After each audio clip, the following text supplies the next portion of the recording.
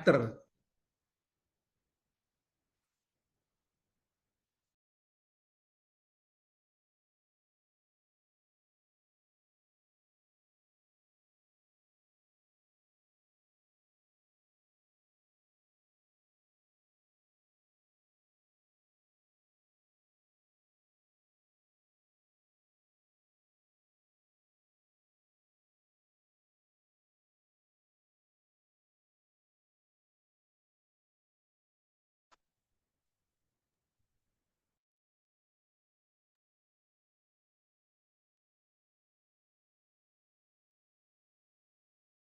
Dosennya keluar ya?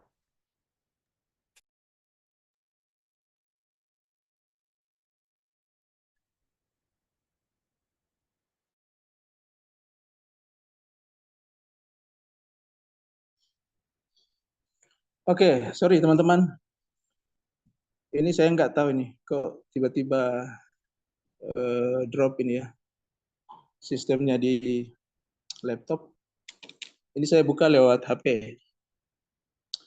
Oke, jadi itu karakter ya, dan itu kita mulai dari pembawaan kita sesungguhnya, karena ya itu tadi kata ahli pendidikan, karakter itu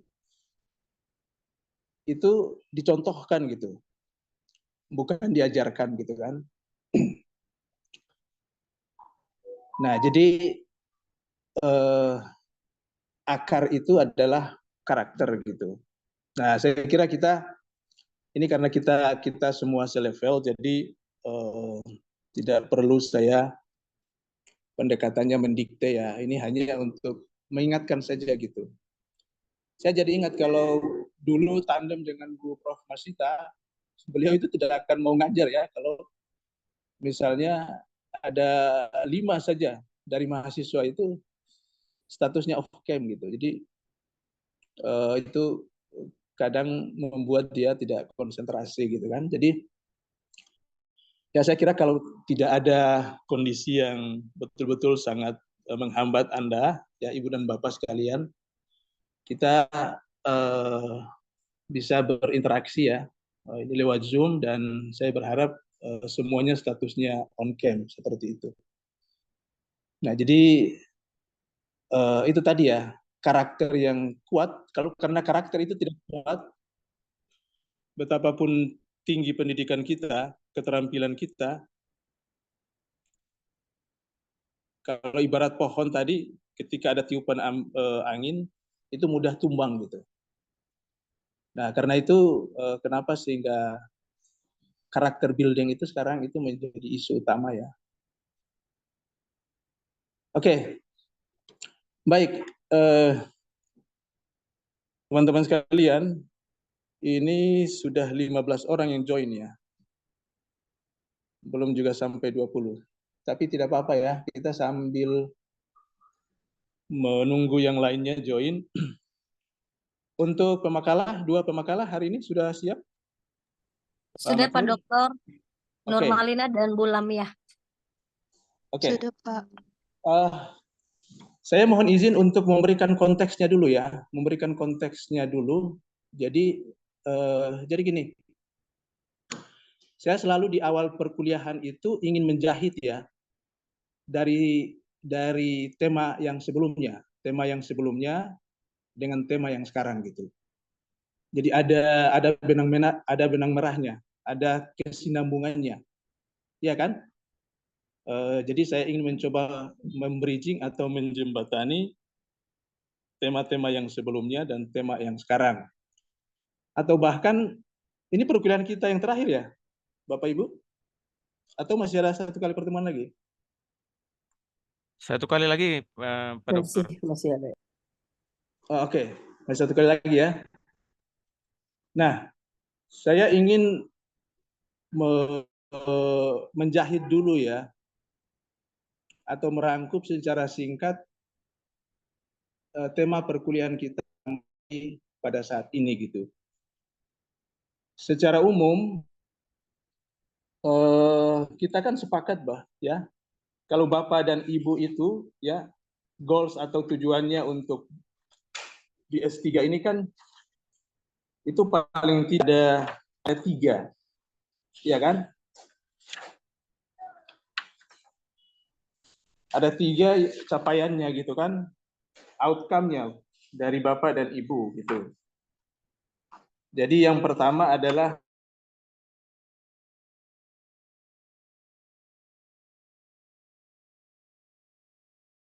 menjadi ahli peneliti di bidang manajemen pendidikan. Yang kedua adalah menjadi seorang tenaga ahli, ya, manajer pendidikan gitu. Dan yang ketiga adalah menguasai teori dan instrumen manajemen yang terintegrasi gitu kan. Nah, karena itu kalau saya melihat secara keseluruhan mulai dari tema diskusi kita paling awal yang dibimbing atau diasuh oleh Ibu Prof. Wina, kemudian dilanjutkan dengan Ibu Prof. Prof siapa ya? Saya kok lupa namanya. Yang Prof yang kedua Ibu siapa? Andriani ya? Ibu ya Prof Andriani. Nah, kalau saya lihat polanya, kalau saya ingin rangkum itu ada 3 gitu. Iya kan? Kenapa? Karena manajemen pendidikan Islam ini dia harus punya sandaran, dia dibangun dengan punya landasan gitu. Nah, jadi ada yang disebut dengan landasan teologis, landasan rasional, landasan empiris, dan landasan teoritis gitu kan. Nah, 4 landasan ini yang mengokohkan manajemen pendidikan Islam gitu. Kan gitu. Nah, sekarang apa itu sandaran teologis? Ya, sandaran teologis itu adalah ujungnya adalah bagaimana kita meyakini bahwa kebenaran yang kita dapatkan itu adalah kebenaran dari Tuhan gitu. Nah, karena itu dalam konteks sandaran teologis ini, tema-tema atau kajian-kajian kita itu kaitan dengan teks-teks atau nas wahyu, Al-Quran maupun hadis gitu. Makanya kalau Ibu dan Bapak masih ingat ya, dalam tema-tema pembicaraan kita yang paling awal, itu kan ada pembahasan tentang apa ya, kajian-kajian tematik ya, kajian-kajian tematik manajemen pendidikan Islam gitu. Jadi itu melihat gimana ada ayat hadis yang berkaitan dengan manajemen pendidikan Islam. Iya kan? Kenapa? Kenapa seperti itu? Karena memang landasan yang paling pertama itu adalah landasan teologis untuk mendapatkan kebenaran dari Tuhan gitu. Nah, jadi dalam struktur bangunan manajemen pendidikan Islam, landasan teologis itu dia memayungi. Dia menjadi payung. Oke, itu satu. Yang kedua adalah dia harus juga ditopang oleh landasan rasional. Jadi kalau landasan teologis itu Al-Quran, hadis, baik hadis qudsi, ya, apa lagi namanya? Yang kedua adalah landasan rasional. Nah, landasan rasional itu apa? Landasan rasional itu berasal dari akwal ya, perkataan-perkataan para sahabat, kemudian para ulama, para cendekiawan gitu. Jadi pikiran-pikiran, pandangan-pandangan mulai dari para sahabat, para ulama, para cendekiawan, bahkan para pemikir pendidikan Islam itu, pandangan-pandangan mereka itu juga jadi rujukan. Dan itulah yang disebut dengan sandaran rasional gitu. Jadi dia berdasarkan pikiran-pikiran mereka. Yang ketiga, MP ini juga dibangun dari landasan empiris gitu. Nah, landasan rasional ya, saya agak lompat tadi. Nah, sehingga kemarin kita mengkaji tentang pikiran-pikiran para tokoh gitu. Tokoh pendidikan Islam di dunia, misalnya seperti Syekh Naguib Al-Atas dan lain-lain sebagainya gitu kan. Kemudian di Indonesia seperti kemarin baru 3 pertemuan yang lalu kan kita bahas tentang pemikiran Kiai Haji Ahmad Dahlan, kemudian Ki Hajar Dewantoro dan Buya Hamka. Itu sebenarnya apa? Sebenarnya adalah membangun landasan manajemen pendidikan Islam itu atas sandaran rasional gitu. Jadi pikiran-pikiran, gagasan-gagasan mulai dari para sahabat, para ulama sampai para pemikir gitu. Nah, yang ketiga adalah realitas perkembangan lembaga pendidikan Islam. Nah, ini yang disebut dengan landasan empiris, sandaran empiris. Nah, hari ini ada dua tema yang akan kita bahas. Itu masuk dalam kategori ini. Kita membangun manajemen pendidikan Islam yang kokoh itu atas landasan empiris. Nah, yang dimaksud dengan landasan empiris itu adalah realitas yang terjadi atau kultur yang terjadi di lembaga-lembaga pendidikan Islam. Iya kan? Jadi di lembaga-lembaga pendidikan Islam yang sangat unggul, sangat maju, itu menjadi lokus daripada kajian kita, dan bisa jadi itu menjadi sebuah mainstream, ya, contoh atau pola bagi sekolah-sekolah yang lain, gitu kan? Nah, itu landasan empiris. Dan yang ketiga adalah yang terakhir adalah landasan teoritis. Oke, walaupun ini manajemen pendidikan Islam, tapi landasan teoritis yang dimaksud itu adalah kita juga mengadopsi pikiran-pikiran atau gagasan-gagasan dari para pemikir Barat atau pemikir non-Muslim yang berkaitan dengan manajemen, tapi pola kita adalah kita menyaring, ya kan? Menyaring dalam arti bahwa kalau tidak sesuai dengan prinsip-prinsip keislaman kita tolak, tapi kalau kaidah-kaidah yang berdasarkan kepada prinsip-prinsip Islam itu memberi pembobotan terhadap pengembangan pendidikan Islam gitu. Nah, saya kira itu peta jalannya, ya, peta jalannya sehingga Ibu dan Bapak itu bisa menghubungkan, ya kan? Karena tema yang kita bahas mulai dari awal pertemuan dari Ibu Prof, Ibu Direktur kita, kemudian yang kedua, bahkan saya yang terakhir, itu ada benang merahnya, ada titik kesinambungan gitu. Nah, jadi titik pertemuannya itu seperti itu. Nah, saya kira hari ini yang kita bahas itu adalah tentang manajemen manajemen sekolah, ya, dan manajemen pendidikan di madrasah gitu. Jadi saya kira kita sepakat bahwa manajemen itu sekarang ini menjadi arus utama, ya, menjadi arus utama yang menjadi fokus perhatian kita, ya, untuk pengembangan lembaga pendidikan Islam. Saya, kalau Profesor Azumardi Azra itu dia katakan gini, ada lembaga pendidikan Islam kan luas, ya, diniyah, madrasah, pesantren gitu kan, dan tingkatan-tingkatannya sampai di perguruan tinggi gitu. Dia bilang ada fenomena sekolah Islam yang awalnya itu biasa-biasa saja, tapi dalam perjalanannya kemudian unggul gitu. Ada juga yang awalnya unggul, tapi dalam perjalanannya kemudian kolaps gitu. Ada juga yang statusnya apa, ya, la yamutu wa la yahya, ya. Jadi hidup segan mati tak mau gitu kan. Jadi ada kategorisasi seperti itu gitu. Nah, menurut Prof. Azumardi Azra, bahwa fenomena lembaga pendidikan Islam seperti ini, bagi dia salah satu kuncinya adalah manajemen gitu. Jadi manajemen itu semacam sebuah fenomena menjadi sebuah kesadaran kolektif daripada kita umat Islam, ya.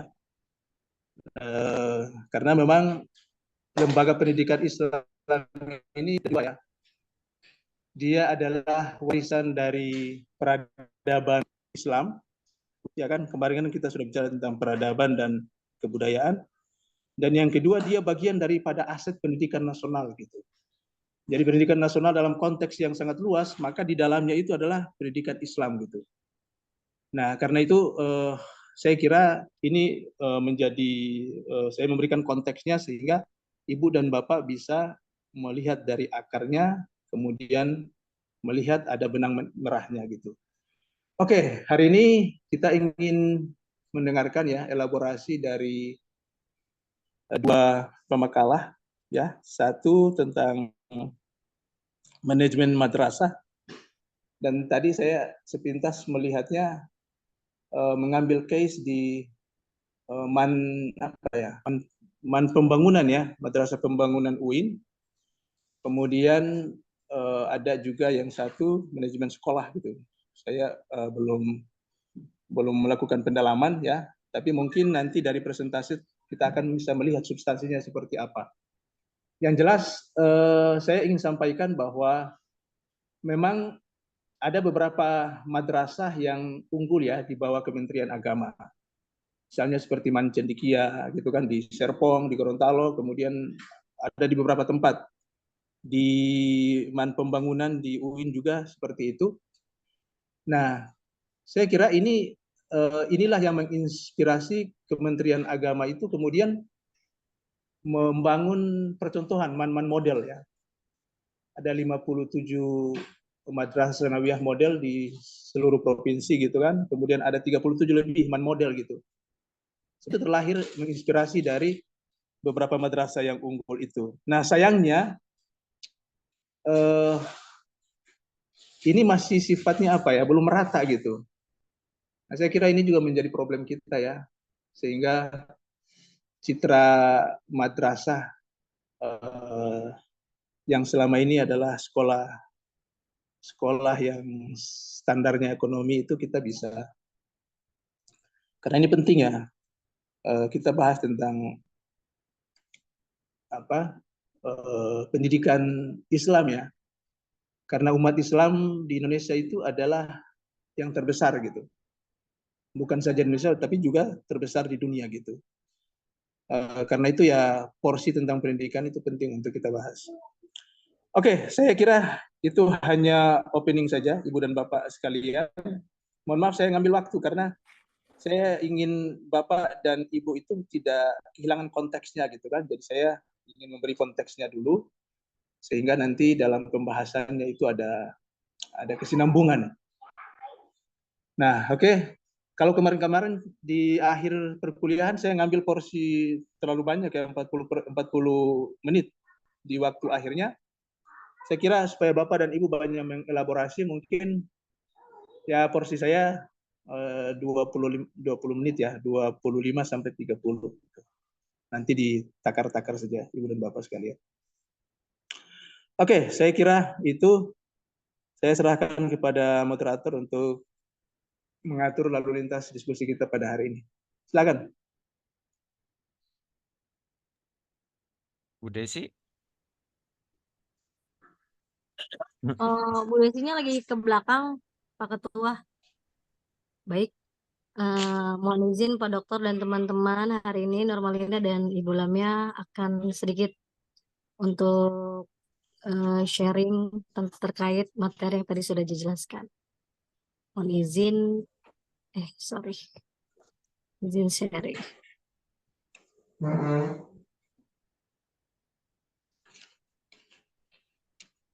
Oke, ntar ya aku.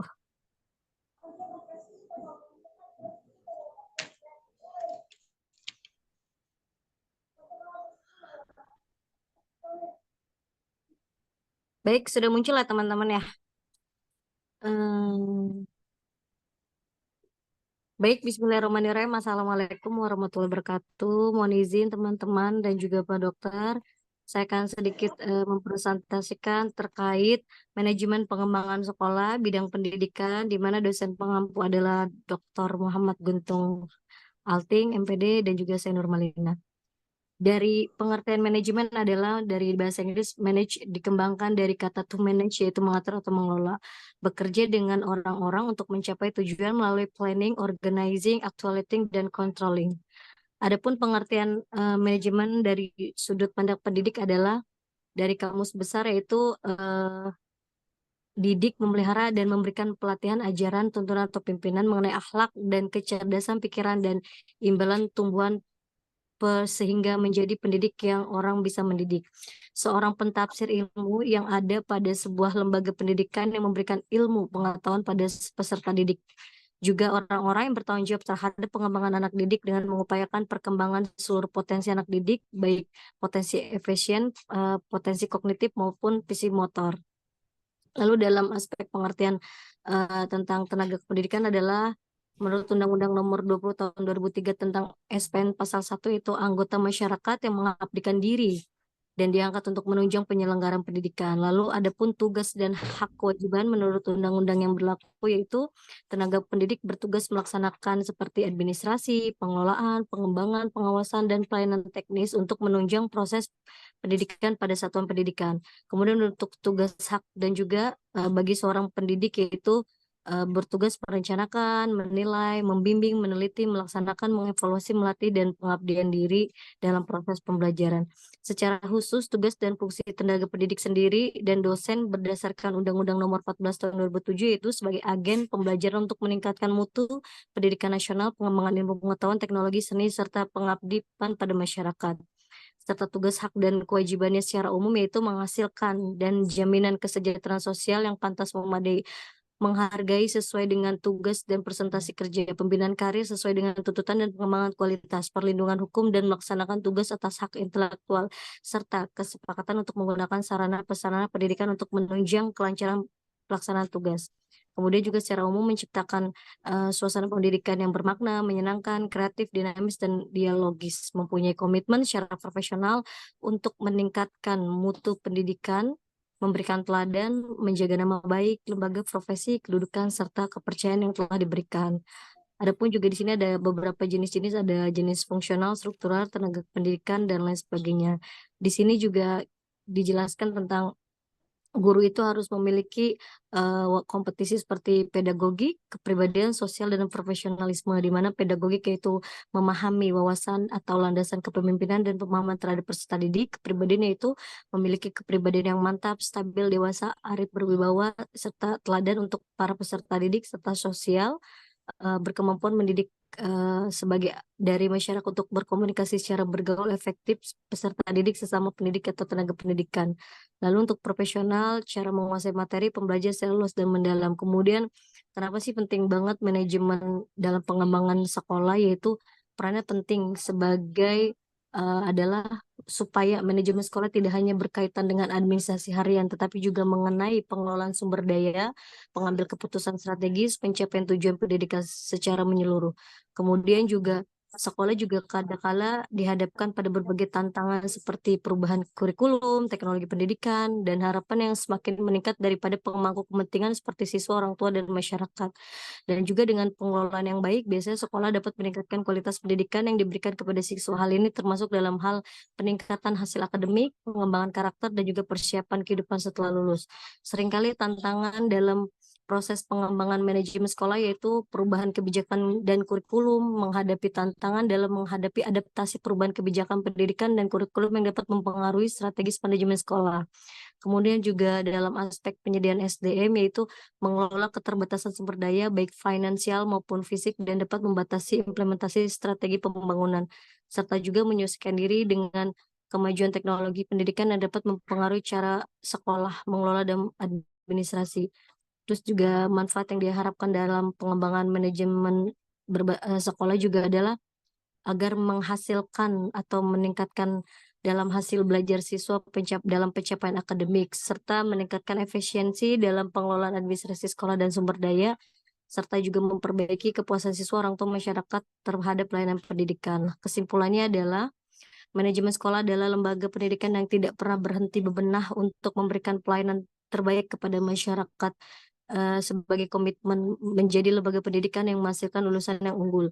Adanya kemajuan zaman dan perubahan tuntutan masyarakat akan kebutuhan yang akan mendorong sekolah anak untuk melakukan berbagai strategi untuk menjadi lembaga pendidikan yang unggul.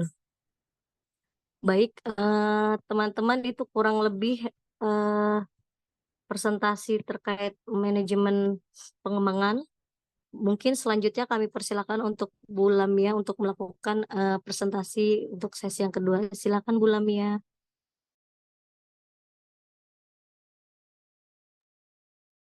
Ya, terima kasih Bu Nurmalina. Eh, Baiklah, sebentar saya share screen dulu ya. Baik.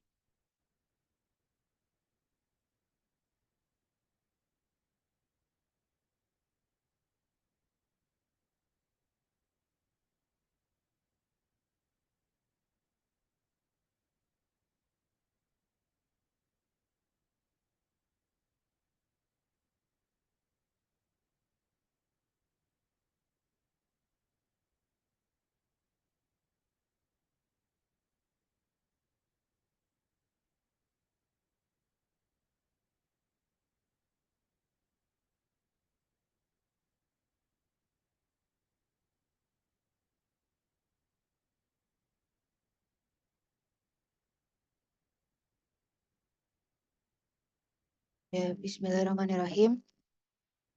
Eh, yang kami hormati Pak dosen pengampu, Pak Dr. Muhammad Guntur Alting MPD, dan juga teman-teman yang saya banggakan.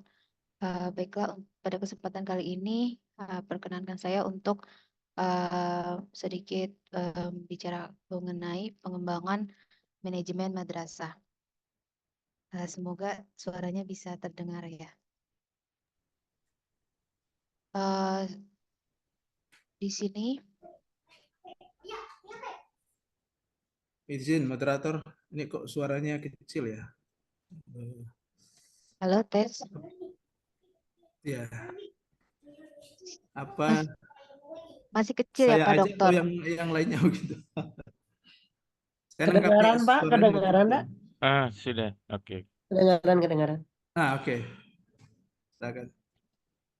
Mohon maaf Pak, ini saya sedang di luar kota, jadi mungkin sinyalnya agak, ini sebentar saya tutup dulu kali ya kameranya.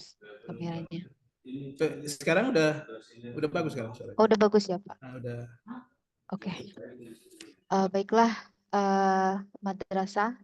Berbicara mengenai madrasah, kita tahu bahwa madrasah itu adalah salah satu lembaga pendidikan yang penting di Indonesia, yang mana madrasah ini memerlukan pengelolaan yang sesuai dengan tuntutan perkembangan zaman.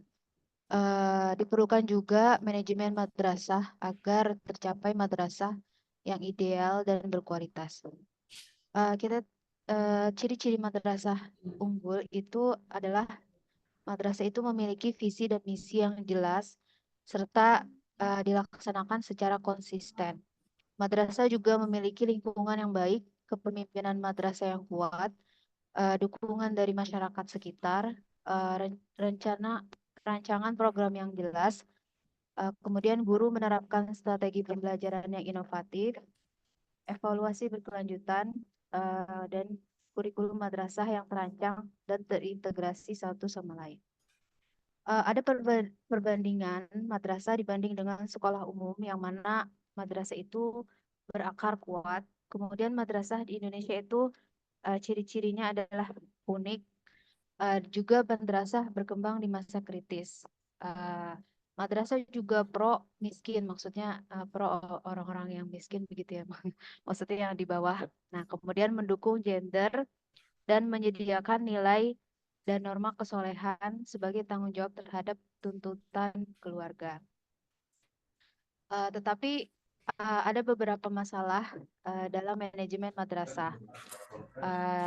Permasalahannya yaitu adalah adanya ketidakjelasan struktur dan peran dalam madrasah, kemudian kurangnya keterlibatan masyarakat, lemahnya jaringan madrasah, dan sumber daya yang tidak memadai. Oleh karena itu, maka produktivitas madrasah di Indonesia masih jauh dari harapan, dengan berbagai kendala yang menghambat perkembangannya. Madrasah yang dinamis, perkembangannya mengikuti perkembangan ilmu pengetahuan dan teknologi, dan juga perkembangan manajemennya. Oleh karena itu, manajemen madrasah yang baik itu sangat diperlukan. Nah, di sini dalam perspektif manajemen madrasah, di sini sudah lama dikembangkan pemikiran ke arah pengelolaan pendidikan yang mana keleluasaan memberi keleluasaan kepada sekolah atau madrasah untuk mengatur dan melaksanakan berbagai macam manajemen secara luas. Yang mana di sini manajemen madrasah disebut manajemen berbasis sekolah atau madrasah MBM yang diharapkan menjadi ikhtiar baru dalam perbaikan mutu madrasah. Menurut GR Terry, manajemen adalah suatu proses atau kerangka kerja yang melibatkan bimbingan atau pengarahan suatu kelompok orang-orang ke arah tujuan organisasional atau maksud-maksud yang nyata. Menurut Sondang Palansiagian, manajemen itu keseluruhan proses kerjasama antara dua orang atau lebih yang didasarkan atas rasionalitas tertentu untuk mencapai tujuan yang ditentukan sebelumnya. Fungsi manajemen itu adanya fungsi perencanaan, pengorganisasian, menggerakkan, dan pengawasan. Di sini sedikit membahas mengenai sejarah madrasah. Madrasah itu diambil dari kata terjemahan istilah bahasa Arab yang mana isim makan dari darosa, berarti adalah tempat duduk untuk belajar. Jadi diambil dari bahasa Arab. Kemudian sejarah madrasah yang pertama yaitu madrasah lahir pada awal abad ke-20. Pada tahun 1905. Namanya adalah Madrasah Mambaul Ulum di Kerajaan Surakarta. Setelah ini berdiri madrasah-madrasah lain termasuk madrasah atau sekolah yang ada di sekolah yang didirikan oleh organisasi masyarakat seperti organisasi NU, Muhammadiyah, kemudian ada juga kalau di Jakarta itu Jamiat Khair, kemudian ada juga PUI di Jawa Barat. Nah, kemudian selanjutnya berkembang Madrasah Plus. Pada tahun 1912, Muhammadiyah itu mendirikan Madrasah Plus dengan sistem pendidikan modern ala Belanda dan pendidikan keagamaan sebagai basis dasarnya. Selanjutnya pada masa Orde Lama, madrasah ini tetap pada masa Orde Lama itu mengalami diskriminasi jika dibandingkan dengan sekolah-sekolah negeri. Ya, kemudian pada masa Orde Baru barulah adanya pengakuan dari pemerintah terhadap eksistensi madrasah, khususnya pada tahun 1980-an sampai 1990-an. Setelah itu dikeluarkan SKB 3 Menteri pada 1975 yang mana isinya adalah ijazah siswa madrasah itu nilainya sama dengan ijazah sekolah umum yang setingkat. Dan juga siswa madrasah itu bisa berpindah ke sekolah umum yang setingkat lulusan madrasah dan dapat melanjutkan ke sekolah umum. Pada masa reformasi Undang-Undang Nomor 20 Undang-Undang Nomor 20 Tahun 2003 itu ditandai dengan pengukuhan sistem pendidikan Islam sebagai peranata pendidikan nasional. Baiklah, selanjutnya manajemen madrasah itu yaitu menurut Depdiknas, manajemen berbasis madrasah itu adalah manajemen yang memberikan otonomi lebih besar kepada sekolah dan mendorong pengambilan keputusan itu melibatkan secara langsung warga madrasah, yaitu guru, kepala sekolah, karyawan, orang tua, dan masyarakat untuk meningkatkan mutu sekolah berdasarkan kebijakan pemerintah nasional. Tujuan manajemen madrasah untuk meningkatkan mutu pendidikan, meningkatkan kepedulian warga madrasah, meningkatkan tanggung jawab sekolah, dan meningkatkan kompetensi yang sehat antar madrasah.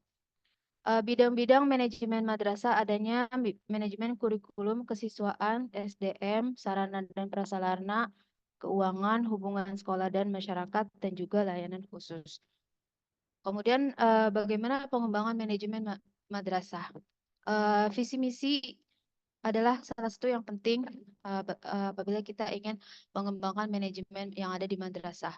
Visi madrasah itu adalah amanatul ummah yang mana terwujudnya manusia yang unggul, utuh, dan berakhlak karimah untuk izil Islam wal muslimin dan untuk keberhasilan cita-cita kemerdekaan. Misinya sendiri itu adalah melaksanakan secara ketat sistem pengelolaan pendidikan yang diterapkan di madrasah. Adapun tujuan madrasah itu adalah menyiapkan siswa menjadi ulama-ulama yang besar yang bisa menerangi dunia dan Indonesia, kemudian konglomerat-konglomerat yang memberikan kontribusi terhadap terwujudnya kesejahteraan bangsa, para pemimpin dunia dan pemimpin bangsanya yang mengupayakan kesejahteraan dan keadilan serta profesionalitas yang berkualitas dan bertanggung jawab. Kemudian untuk mengembangkan madrasah itu harus ada integrasi ilmu pengetahuan dengan nilai Islam. Jadi siswa itu tidak hanya memiliki pengetahuan umum saja, tapi juga kepribadiannya itu sebagai seorang Muslim. Jadi umum dan juga agamanya itu balance. Kemudian legalitas kelembagaannya madrasah harus diakui secara profesional.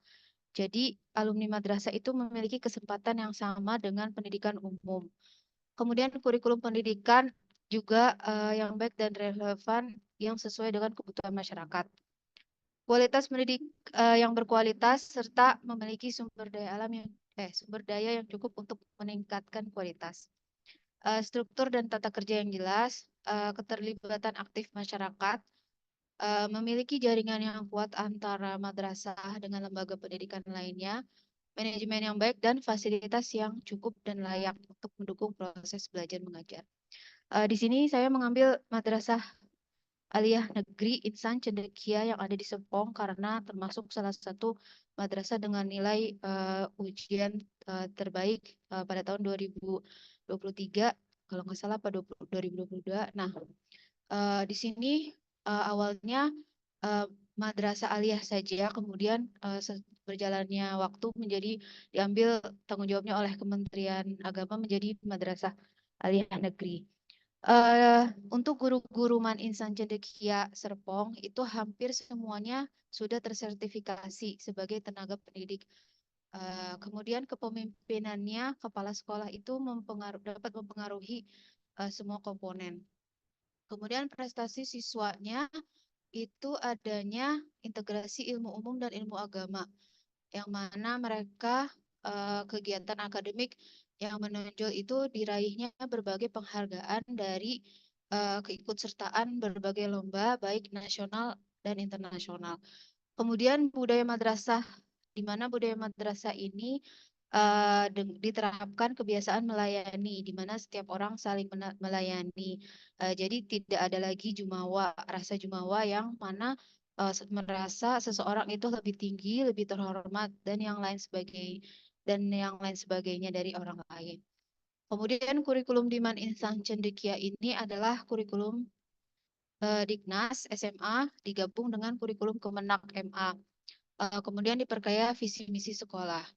Program penunjang kurikulum juga didesain untuk mempersiapkan siswa bisa menghadapi ujian nasional, tapi sekarang udah nggak ada ya. Kemudian ujian masuk perguruan tinggi baik di dalam maupun luar negeri.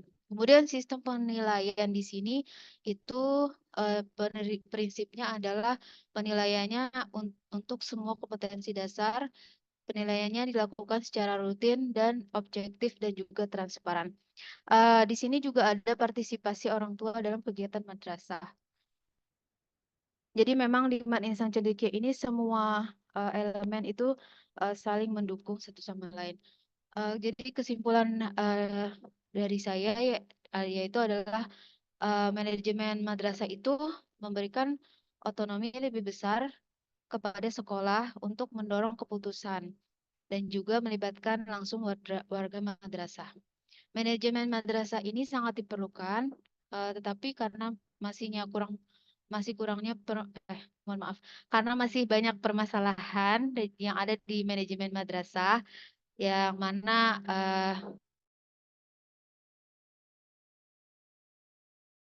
memadai. Oleh karena itu, di sini dilihat salah satu contoh dari manajemen madrasah Man Insan Cendekia, yang mana madrasah ini adalah madrasah unggulan milik Kementerian Agama yang tadi sudah dijelaskan keunggulannya di beberapa bidang.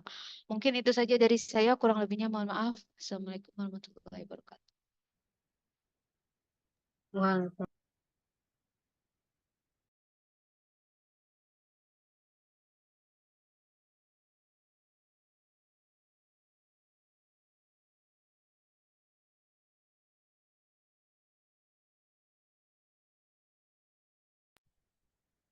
Baik, Bapak Ibu, oh ya, silakan Ibu Desi. Oh, karena masih di jalan ya kayaknya ya. Oke, saya bantu untuk moderator ya. Baik, Bapak Ibu, demikianlah 2 presentasi hari ini. Untuk sesi selanjutnya adalah untuk 3 penanya, kami persilakan. Atau mungkin di sini boleh untuk menambahkan atau sharing atau apapun itu, kami persilakan Bapak Ibu.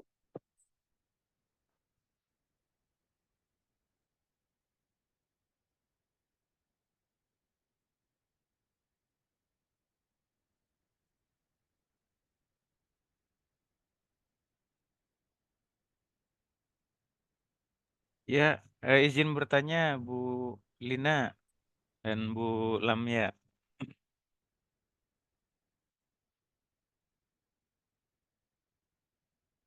Halo, Bu Lina. Ya, Pak. Bu Lina. Cek. Cek, iya, Oh iya. tadi sempat nge-freeze, iya, boleh lanjutkan Pak Ketua, silakan. Izin bertanya nih, sejauh yang Bu Lina analisis ya, dan Bu Lamia itu sejauh mana saat ini pengembangan Di sekolah yang ada ya, khususnya yang negeri yang kelihatannya sekolah-sekolah itu sudah kuat ya. Apakah memang semata-mata sekolah-sekolah negeri itu masih mengandalkan biaya semua biaya itu dari pemerintah gitu. Jadi pengembangannya mana gitu ya. Sama dengan Bu Lamia ya pertanyaannya, madrasah negeri khususnya. Apalagi tadi kan itu Man Incen itu kan negeri ya. Nah, sejauh mana itu pengembangan sekarang itu kan ada edupreneurship ya. Kalau di MPI itu kami di S1 itu ada edupreneurship. Harapannya bagaimana manajer-manajer pendidikan itu benar-benar mampu mengembangkan pendidikan, lembaga pendidikan itu tidak hanya mengharap bantuan pemerintah itu ya, seperti itu. Sehingga berkembang. Maka tadi teori yang disampaikan itu banyak kajian-kajian itu tidak hanya kepala sekolah itu tidak hanya tupoksinya itu emaslim, bahkan harus sudah emaslimin, bahkan sudah emaslimin plus E-nya itu edupreneurship ya. Kalau emaslim kan sudah jelas ya, di bukunya Pak Mulyasa itu juga sudah ada gitu. Itu dari saya. Terima kasih. Baik, Pak Ketua, pertanyaannya sangat bagus. Baik, izin, mungkin jika banyak kekeliruan, mohon dibantu atau boleh berikan tambahan. Jadi memang diamati nih, seringkali memang kayak sekolah-sekolah negeri memang apapun kegiatannya, apapun sumbernya memang masih mengandalkan sumber pendanaan utama yaitu dari pemerintah. Makanya tidak dipungkirilah saat zaman-zaman dulu ya banyak sekali kayak mungkin guru negeri itu nggak terlalu effort karena mau effort atau biasa aja tunjangan tetap turun, gaji tetap dapat dan lain sebagainya. Tapi alhamdulillah karena kita juga sekarang ada sedikit perubahan zaman, sekarang tuh pemerintah tuh sudah ada kayak program entah sekolah penggerak, guru penggerak. Jadi terlihatnya itu ceritanya misalnya si SD 1 negeri sama SD 2. Dilihat nih dari output siswanya nih kalau ternyata misalnya si SD ini tuh lebih banyak prestasi dan lain sebagainya. Jadi pemerintah tuh udah seperti kayak nyiapin ada tunjangan-tunjangan lebih gitu untuk sekolah-sekolah itu yang memiliki murid-murid atau guru-guru yang berprestasi. Jadi dari program ini khususnya di DKI dan juga ada sedikit sharing dari teman. Jadi dengan adanya program ini secara alamiah tuh kayak guru-guru tuh kayak jadi lebih lebih bersemangat gitu untuk apa ya? Karena juga satu sisi juga mengejar tunjangan karena semakin sekolahnya itu aktif berprestasi semakin juga tunjangannya baik. Tapi kalau misalnya output muridnya minim prestasi itu mengikuti tunjangannya juga kurang gitu. Itu sih sedikit pengetahuan saya terkait untuk negeri. Tapi boleh juga nih kita ambil nih untuk meningkatkan manajemen pendidikannya. Contoh kayak Al Izhar Pondok Labu itu dia ada program. buat guru-guru yang belum mendapatkan sertifikasi, dia membuat khusus program sertifikasi Al-Izhar gitu. Di mana Al-Izhar Pondok Labu, di mana bagi guru-guru muda atau guru-guru muda tapi ada kreativitas tinggi, tapi ternyata dalam jenjang karir belum terlalu lama dan belum ada slot dapat belum dapat slot sertifikasi. Nah, Alizar tuh mengadakan intinya biar berpacu dalam prestasi dan juga etos kerja yang tinggi gitu. Itu sih kurang lebih sedikit pemahaman saya. Jadi timbullah sekolah yang baik dan berprestasi karena tuntutan kinerja dan lain sebagainya. Oke, silakan dilanjutkan Bu Lamia dari versi madrasah. Iya, terima kasih pertanyaannya, Pak Matnur. Untuk pengembangan edupreneurship di Man Insan Cendekia itu memang masih sama ya, masih mengandalkan juga yang saya ketahui ya Pak ya, itu adalah masih mengandalkan dari pemerintah karena kan memang ini MAN begitu ya. Nah itu biasanya untuk pengembangan edupreneurship di MAN ini adalah anak-anak atau siswa itu melakukan ya seperti biasa ya, membuat ada proyek gitu yang mana di proyek ini mereka membuat satu produk atau kewirausahaan yang mana mereka itu akan presentasi kemudian menjual produk-produk itu begitu ya kepada teman-teman yang lain. Kalau misalnya di sekolah yang sebelumnya itu swasta itu ada seperti market day, nah seperti itu. Nah kalau di Man Insan Cendekia memang mengandalkan pembiayaannya dari pemerintah begitu. Karena kan memang itu sumbernya ya dari pemerintah begitu biayanya. Mungkin ya kalau yang berbeda mungkin kalau dari pesantren ya, madrasah aliyah yang ada di pesantren. Kalau di pesantren saya dulu memang yang saya tahu itu di cabangnya Gontor kan dulu saya di Al-Amin di Perenduan Madura. Nah itu tuh memang kita ada ini ya apa sih wirausahanya, kayak misalnya sekarang itu ada air kemasan itu milik pesantren, milik sekolah gitu ya, milik madrasah. Nah kemudian produk-produk lain yang mana itu pembiayaannya dari pesantren gitu, dari madrasah itu sendiri, kemudian berkembang dan untuk santri itu sendiri berkembang lagi, dikembangkan. Intinya di situ ya saling terikat satu sama lain, jadi usahanya itu berkembang gitu untuk santri dari santri gitu. Kalau Man Insan Cendekia yang saya tahu memang, tapi kan memang ini juga ini ya, Man Insan Cendekia ini kan mereka di asrama gitu. Jadi memang 24 jam itu siswa-siswi itu seperti di pesantren ya. Jadi mereka tinggal di asrama begitu. Mungkin kalau ada yang lain ada tambahan mungkin itu sepengetahuan saya Pak Matnur.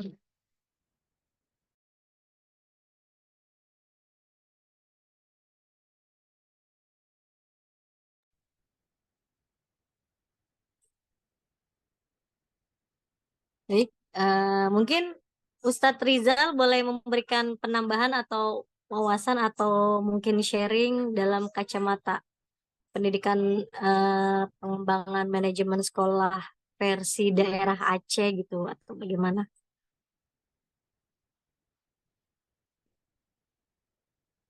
Pak Rizal kayaknya lagi keluar Bu. Oh iya, udah hilang paling. Lagi ke dalam mungkin. Baik, teman-teman mungkin ada yang mau menambahkan atau ada yang mau sharing kembali dalam kacamata teman-teman.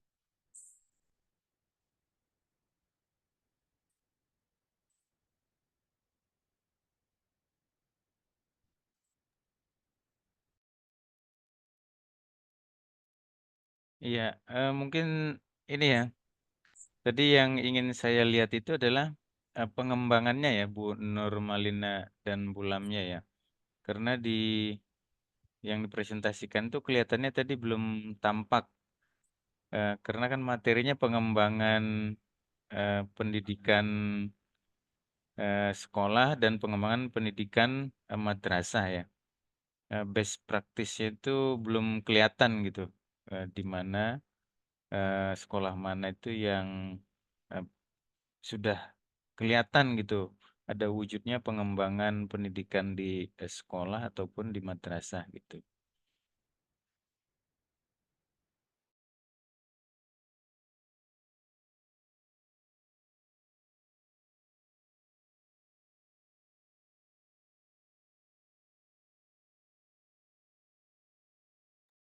Oh ya, izin apa sedikit ya Pak Matur. Kalau untuk apa pengembangan manajemen madrasah itu sendiri di Man Insan Cendekia ini kan Man yang pertama ya, Man Insan Cendekia yang memang digagas oleh B.J. Habibie begitu ya. Itu dari kegelisahan beliau di mana ingin membuat sekolah madrasah yang memiliki kualitas yang unggul begitu ya, yang baik, yang tidak kalah dengan sekolah-sekolah umum. Karena dalam sejarahnya memang pada masa Belanda dahulu itu kan sekolah-sekolah madrasah atau ya itu hanya sekolah umum itu hanya boleh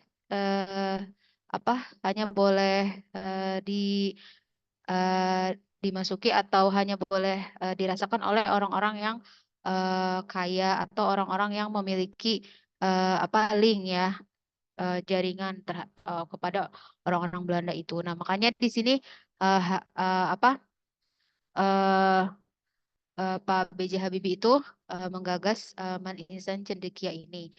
Nah, dari prosesnya itu memang nggak langsung ini ya unggul begitu ya. Nah, itu kan memang berproses kan. Man Insan Cendekia yang ada di Serpong itu memang yang pertama kali gitu. Nah, akhirnya kemarin kan memang mendapatkan nilai yang terbaik dalam ujian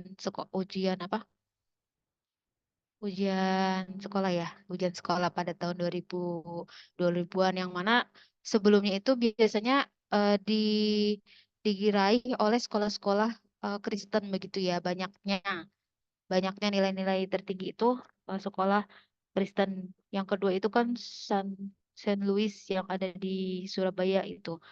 Nah, kemudian selanjutnya itu banyaknya sekolah umum. Akhirnya Man Insan Cendekia ini juga didirikan di daerah-daerah lain seperti di Pekalongan dan masih banyak lagi begitu.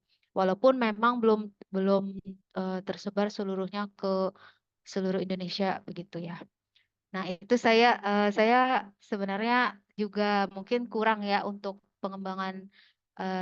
pengembangannya itu, saya hanya ininya aja ya, mengambil keunggulannya. Mungkin kalau dari pengembangan dari ininya belum, nanti ditambahin mungkin bisa.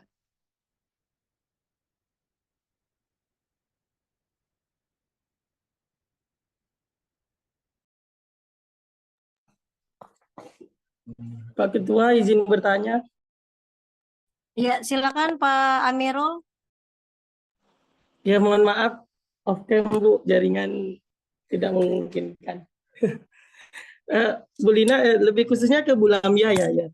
Bu Lamia ini memang agak dilematis ya antara secara praktisnya di lapangan itu kan banyak hal yang kita temukan itu yang seperti sulitnya terkait masalah administrasi lah khususnya.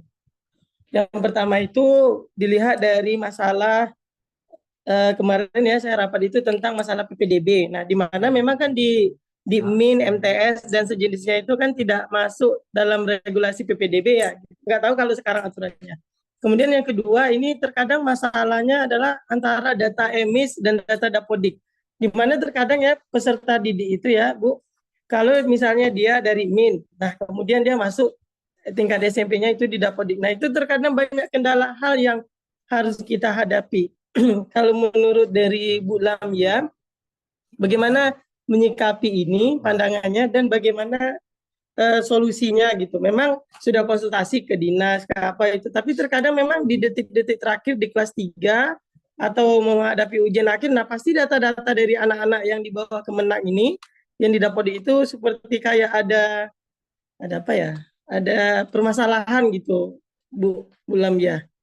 Itu mungkin kepada Bu Lamia ya, bagaimana sih triknya supaya mengatasi, karena saya terus terang kan baru ya kalau untuk di Dapodik juga, tapi memang menghadapi anak-anak yang di bawah Kemenak ini dengan data emisnya itu banyak yang seperti miskomunikasi, kemudian terkadang kalau di input data emisinya itu dinyatakan siswanya tidak aktif, padahal di Dapodiknya itu aktif. Nah itu bagaimana sih, atau Bapak Ibu yang lainnya untuk ini ya, untuk sharing pengalaman lah.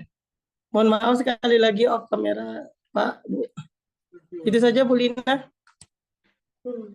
Baik, Pak Amirul, Masya Allah pertanyaan yang sangat baik dan memang jelas hal itu terjadi dalam lingkungan sekolah. Silakan Bu Lamia. Bu Polin ada yang mau nanya tuh, Bu Polin. Bu Polin sudah raise hand. Silakan Bu Polin, kami tampung dulu pertanyaan dari Pak Amirul. Ya, terima kasih Bu Nurmalina. Pertama saya mau memberikan apresiasi ya, subhanallah ini kan materi manajemen berbasis sekolah yang saya nggak tahu sekarang kok gaungnya hilang ya. Manajemen berbasis sekolah ini gaungnya seolah-olah hilang. Yang kita sama-sama tahu ada 5 prinsip pokok dalam manajemen berbasis sekolah itu kemandirian, partisipasi, keterbukaan, akuntabilitas, dan seterusnya. Yang saya ingin tanyakan dulu ke Bu Lami ya, itu kalau saya memang Incen itu atau Insan Cendikia itu pilot project-nya Kemenak. Tapi gini Bu, dia kan selalu di coach itu istilahnya ya, didampingi terus oleh Kemenak dan beberapa mitra lainnya, di mana mereka itu kalau menurut saya sudah tidak ada tantangannya lagi. Kenapa? Karena sumber dayanya peserta didiknya itu yang masuk ke sana yang pinter-pinter, karena pakai tes kan. Terus gurunya yang hebat-hebat. Nah, jadi apa susahnya menghasilkan yang bagus juga, orang udah bagus gitu kan. Dan manajemennya di coach penuh oleh Kemenak dan Kemendikbud serta mitra-mitra lainnya. Jadi kalau saya berpikir kalau kita hanya melihat hasil akhir ya wajar gitu. Mereka itu betul-betul sumber dayanya yang luar biasa, masuk Incen itu susah, orang-orang pinter dan soleh pula gitu kan. Kemudian kenapa ini tidak dikerjakan di man-man lainnya gitu? Kalau emang ini dikatakan berhasil gitu, kenapa cuma satu pilot project? Atau mungkin di man 4 juga saya dengar sudah cukup bagus ya. Ini kenapa tidak ditularkan ke man-man lain gitu, agar kualitas lulusan man itu bagus gitu. Itu yang pertama. Yang kedua buat Bu Nurmalina, sama di MBS itu ada partisipasi. Yang saya alami selama ini, partisipasi orang tua murid di sekolah itu hanya untuk kegiatan. Jadi istilahnya kalau sekolah mau ngadain kegiatan, support penuh orang tua murid. Apakah memang cuma itu? Apakah tidak bisa dalam proses pembelajaran, dalam proses mungkin pembentukan kurikulum tidak, tapi dalam kegiatan belajar mengajar atau apapun gitu, apakah tidak bisa dilibatkan orang tua sehingga orang tua itu partisipasinya nggak cuma itu doang gitu. Di komite itu nggak cuma mensupport kegiatan kalau ada field trip, kalau ada ini nggak cuma itu gitu, tapi banyak hal yang mungkin orang tua yang memiliki kemampuan baik itu pengetahuan maupun sumber daya yang lain tuh bisa ikut gitu. Sementara kan dalam MBS itu kan ada partisipasi tadi itu, tapi kenapa kok terkesan partisipasi orang tua itu diminimkan hanya seolah-olah untuk kegiatan saja? Apa memang begitu seharusnya? Itu saja mungkin, terima kasih. Baik, Masya Allah Bu Pauline, pertanyaan itu sangat evidence based practice ya, sangat membuka wawasan kita semua ya. Mungkin Ibu Lamia, mau Ibu dulu atau saya dulu, bagaimana? Oke, Kan kalau terserah mungkin Ibu dulu boleh. oke, baik. Iya, saya mau sedikit sharing aja. Ini menurut sedikit pengalaman ya yang pernah dialami, mungkin keluh kesah permasalahan dari pendataan ya NIS, misalnya dari sekolah negeri misalnya menuju apa namanya, Kementerian Agama ataupun dan sebagainya. Memang kita amati bersama ya, memang kadang tuh mungkin teman-teman juga atau di sini juga semua ngalami ya, namanya itu kita kayak transfer data gitu atau pengolahan data. Memang kembali lagi kita kan emang basically kan memang masih negara berkembang ya. Contoh nih kayak pernah tuh misalnya ada anak murid dari SD, terus dia mau pindah gitu, mau pindah dari SD negeri misalnya dia mau ke Kementerian Agama atau lain sebagainya. Dan memang seringkali dalam bidang tata usaha tuh suka ada kayak entah error data, aplikasi yang tadi betul sekali disampaikan oleh Pak Amiro, kadang padahal anak tersebut tuh aktif sekolah, tapi tiba-tiba pas memvalidasi data di akun atau dapodik dan lain sebagainya tiba-tiba nggak aktif. Dan hal ini tuh benar terjadi nyata. Contohnya tuh dalam kasus misalnya ada tes BUMN dan lain sebagainya gitu. Di situ kan tertera Anda akan lulus kalau Anda mendapatkan nilai 75. Padahal si yang ikut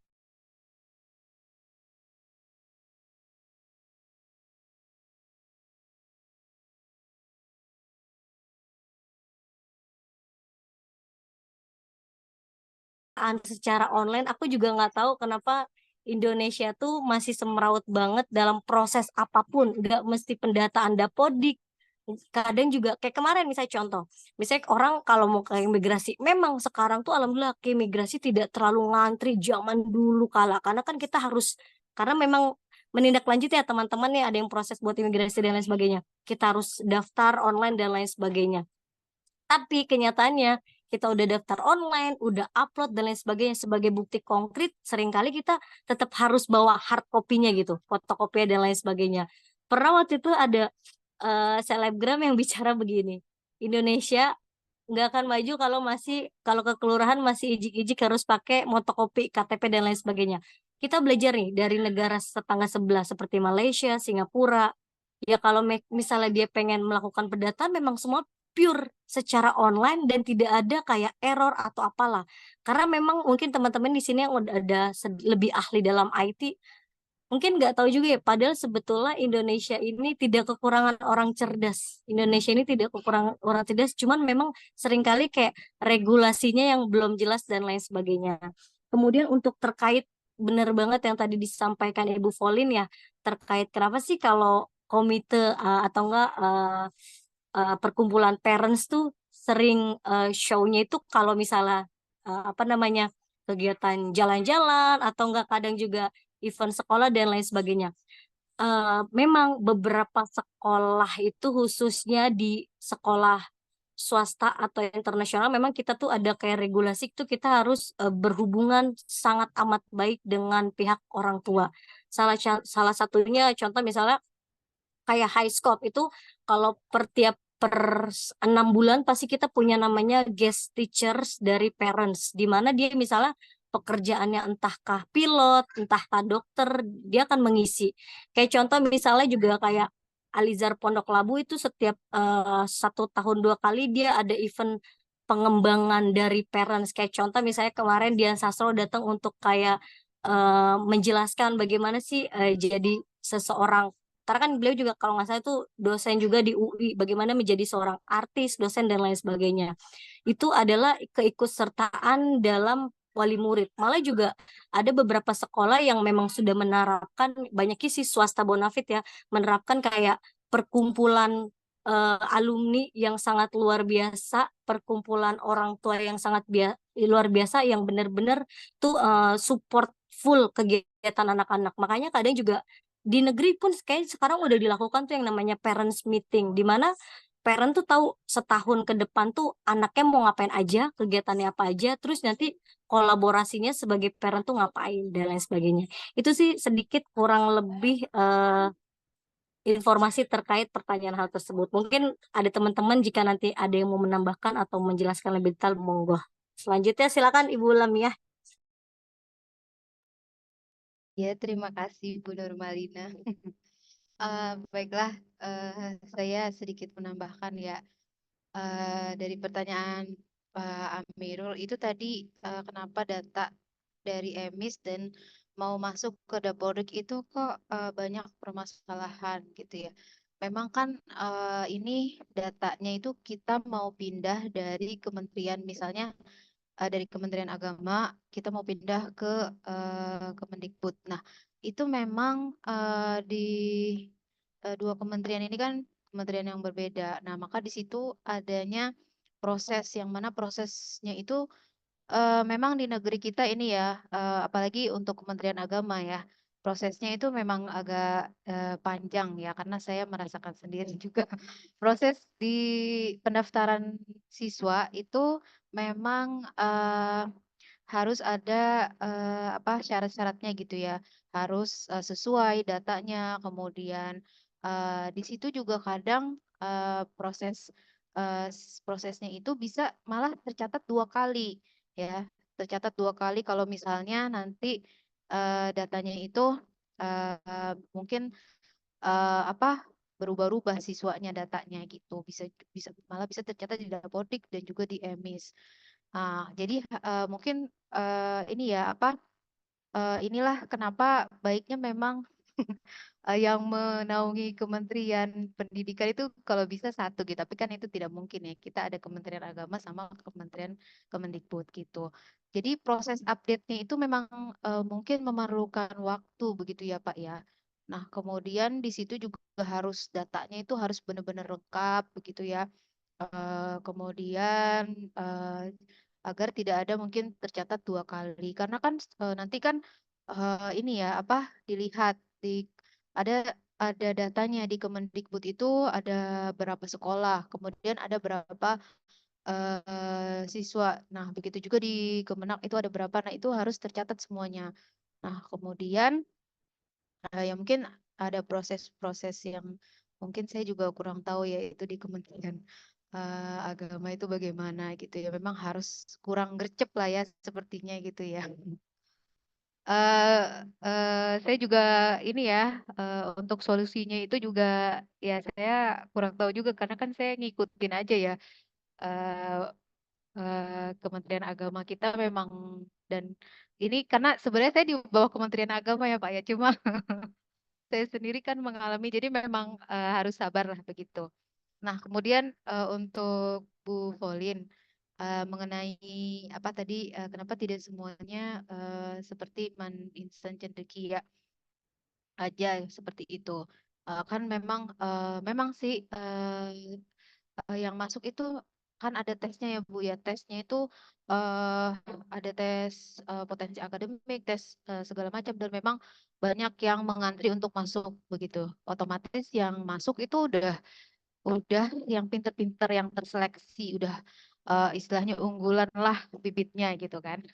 Nah, bagaimana dengan yang lain? Nah, kalau kalau saya bisa berpendapat begitu ya, ya memang kita pengennya ya kalau bisa semuanya seperti Man Insan Cendekia begitu ya untuk apa untuk coaching atau pendampingan. Kalau bisa semua man itu coaching pendampingannya itu apa peningkatan mutu kualitas itu juga sama seperti Man Insan Cendekia. Tapi kan kalau kita lihat sisi pandang yang lain. Sebenarnya setiap siswa, setiap daerah, karena kita kan Indonesia ini luas, tidak semua itu bisa sesuai karakteristiknya dengan sekolah Man Insan Cendekia. Mungkin eh, jadi tidak bisa semuanya menjadi seperti Man Insan Cendekia. Harusnya ini pemikiran liar saya ya Bu ya. Harusnya ada sekolah yang sesuai karakternya di daerah tersebut yang dibutuhkan apa? Misalnya yang di daerah tersebut yang dibutuhkan adalah sekolah alam. Nah, maka di eh, baiknya ya di daerah itu sekolah alam yang kualitasnya baik, unggul seperti itu. Nah, di daerah perkotaan cocok misalnya Man Insan Cendekia. Nah, seperti itu berarti diperbanyak di perkotaan karena karakteristik setiap daerah, setiap tempat, setiap siswa itu kan berbeda-beda. Nggak semua anak itu kan memiliki tingkat apa ya untuk mungkin ada yang kelebihannya di seni gitu. Nah, itu bagaimana adanya madrasah atau sekolah. Kalau sekarang kan mungkin lebih ke ini ya, kurikulumnya yang mulai kurikulum kita itu kurikulum merdeka yang kurikulum merdeka ini kan ini atau sekolah ya intinya berbeda-beda sesuai dengan kalau menurut saya Bu ya menurut itu sesuai dengan karakteristik tiap daerah. Tapi yang unggul begitu.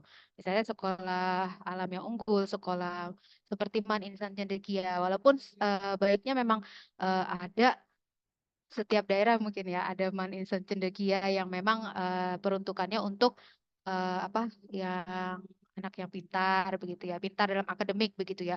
Nah, untuk yang non akademik itu kan eh, baiknya ada yang menaungi begitu. Karena kan kadang kita itu lebih mementingkan akademik daripada non akademik begitu. Karena sebenarnya non akademik itu juga salah satu apa ya ya salah satu kelebihan gitu. Mungkin itu dari saya, Pauline.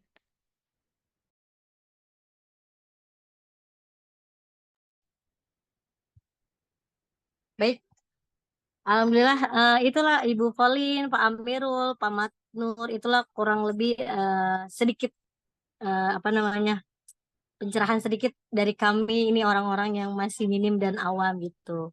Kurang lebih sih itu.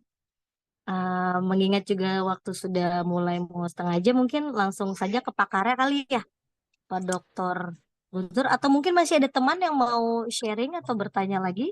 Kami persilahkan. Pak Rizal udah siap kayaknya tuh. Oh, Pak Rijal. Oh, baik. Masya Allah, mana Ustadz Rizal? Kondisi keluarga Tafadhol. yang tidak memiliki tempat tinggal. Kemudian dia tidak sanggup. Nyimak aja dulu Bu Dokter. Oh, iya, Mak. Baik. Ya, bagaimana teman-teman? Agar bisa juga kita menjalani efektivitas waktu yang baik sesuai dengan tadi perjanjian di awal. Apa kita mau langsung masuk ke pakarnya langsung dengan Pak Dokter? Gimana teman-teman? Ayah, Pak Dokter Punten sepertinya juga sepertinya bisa lanjut aja nih ke ahlinya dari Pak Dokter. Kami persilakan Punten. Oke, terima kasih Ibu Moderator. Pertama, tentu kita memberi apresiasi ya, apapun itu kepada dua presenter atau pemakalah sudah maksimal ya untuk menyampaikan sari-sari pikirannya melalui dua tema ya. Tapi tema ini berhubungan antara satu dengan yang lain gitu. Jadi gini, ini tanpa mereduksi dari apa dinamika pikiran dan gagasan yang berkembang oleh Bapak dan Ibu tadi. Saya ketika melihat topik ya, dari awal melihat topik ini, walaupun agak terlambat di share ya. Ketika melihat tema ini kan ada yang pertama manajemen pengembangan madrasah gitu kan. Jadi manajemen pengembangan madrasah dan manajemen pengembangan di bidang pendidik gitu. Nah,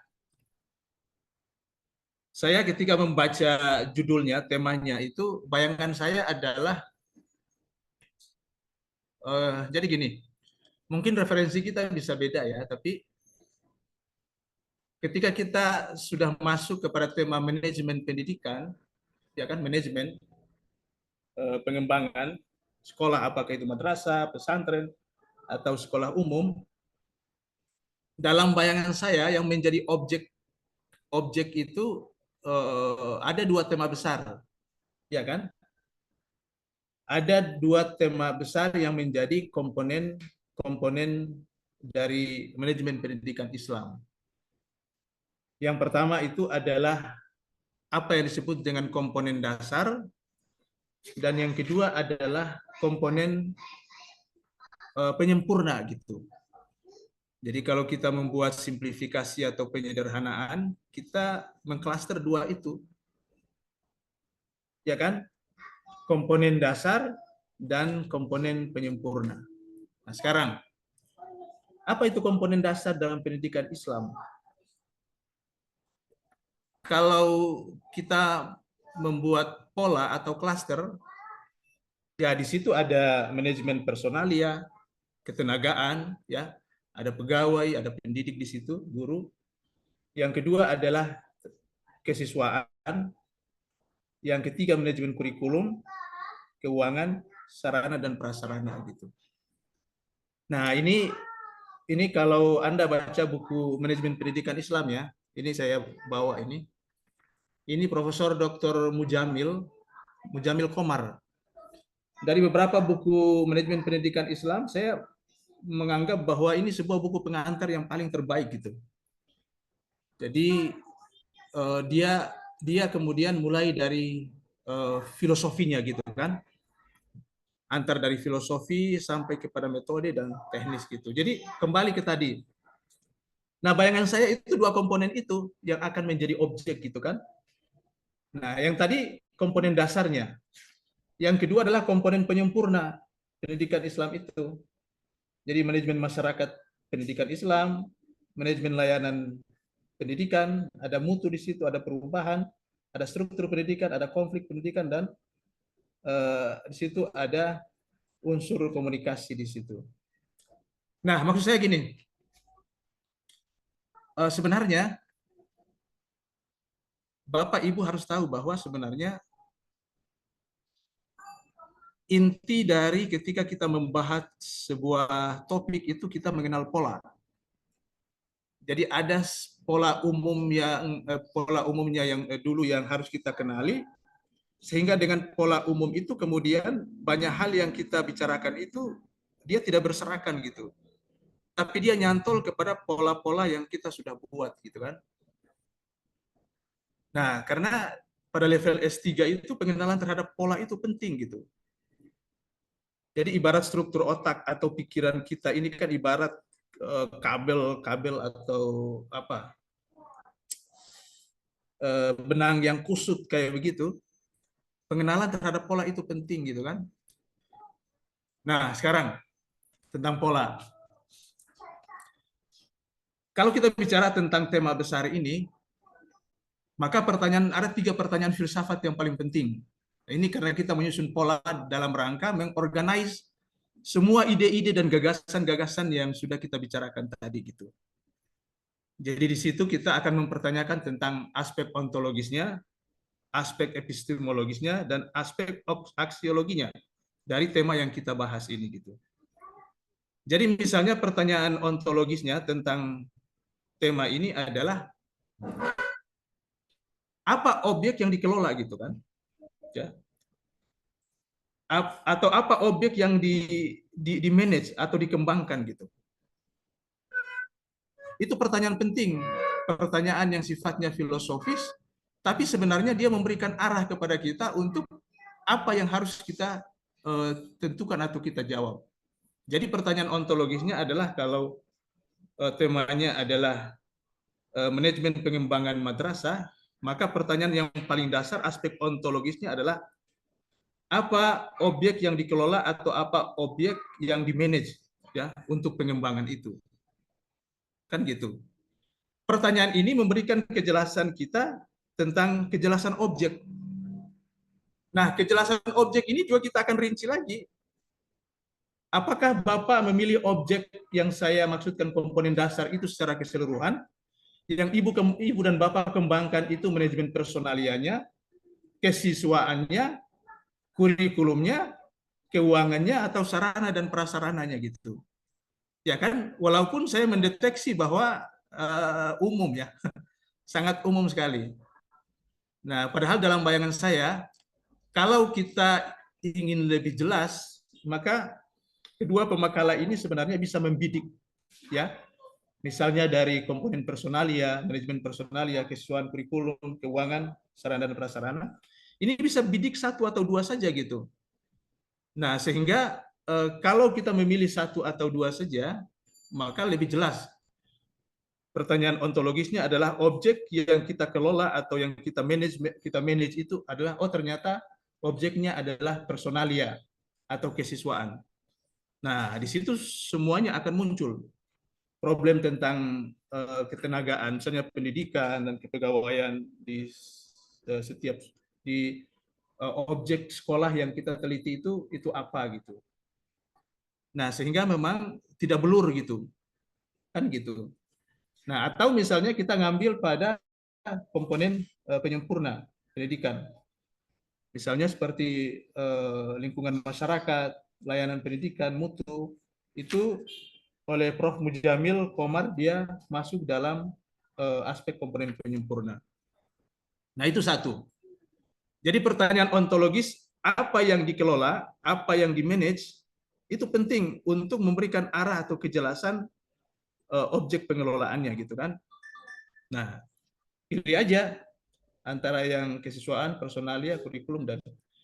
Nah, saya mendeteksi memang semuanya akhirnya diambil gitu kan, sehingga kemudian ya risikonya kalau semuanya kita bahas ya semuanya di permukaan-permukaan aja gitu kan.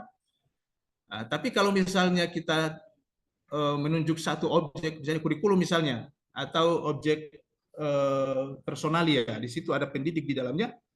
Nah, itu lebih jelas dan mendalam gitu. Problemanya apa gitu kan? Nah, itu 1. Yang kedua, ada pertanyaan ontologis yang juga harus kita pertanyakan, ya.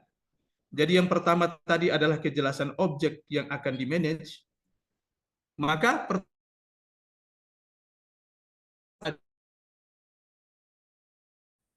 cara atau metode pengelolaannya. Kan epistemologi itu kan tentang cara, tentang metode. Jadi kalau misalnya tentang manajemen sekolah atau madrasah, maka pertanyaan epistemologi itu penting. Bagaimana cara mengelolanya? Bagaimana metode mengelolanya? Iya kan? Nah, di situ masuk di dalamnya unsur proses gitu. Nah, jadi katakanlah pertanyaan ontologis tadi yang menjadi objek itu adalah kurikulum misalnya, atau keuangan misalnya. Maka kita lanjut dengan pertanyaan epistemologi yang kedua, bagaimana cara atau metode pengelolaan atau memanagenya gitu kan. Nah, pertanyaan epistemologi ini dia memberikan kejelasan cara. Oke, Ibu ya. Jadi kalau yang pertama tadi kejelasan objek yang kita bahas, maka yang kedua adalah kejelasan cara atau metode. Nah, inilah yang kita kenal dengan proses gitu kan. Kalau teori input, proses, output, maka epistemologi itu adalah soal proses, karena itu soal cara mengelola. Nah, yang terakhir adalah pertanyaan filosofinya adalah aspek aksiologinya. Kalau objeknya tadi sudah jelas, cara memanagenya juga sudah jelas, maka pertanyaan aksiologinya adalah hasil pengelolaan atau hasil memanagenya seperti apa gitu. Nah, berarti pertanyaan aksiologi ini memberikan kejelasan hasil. Nah, jadi ini roadmap-nya gitu. Apapun yang kita bahas, roadmap-nya seperti ini. Nah, oke, itu 1. Yang kedua, saya ingin sampaikan seperti ini. Bentar, ini apa ya? Bentar ya. Ini catatan saya ini terpisah-pisah ini. Oke.